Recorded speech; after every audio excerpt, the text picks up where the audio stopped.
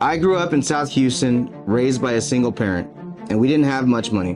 When I was 18 years old, my best friend was arrested in a federal conspiracy, and I remember his mom hiring a lawyer that was the cheapest lawyer she could get. And I remember that she didn't do her due diligence and asked if this attorney had enough experience to adequately represent her son. Now, I know this attorney didn't care about my friend as a person because he was just trying to make some easy money.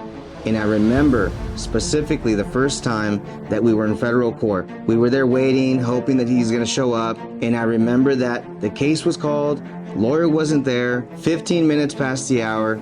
Now we see him walking in. And when he walks in, we didn't know if he was hungover or what was going on with him.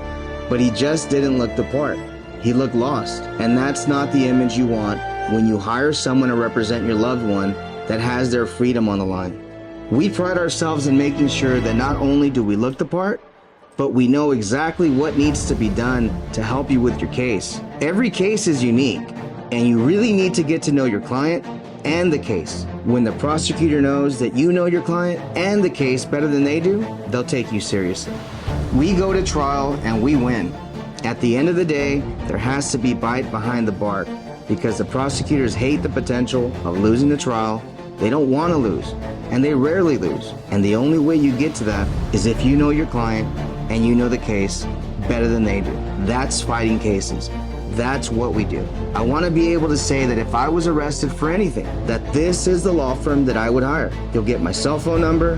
You can call me anytime because this is what I do every day.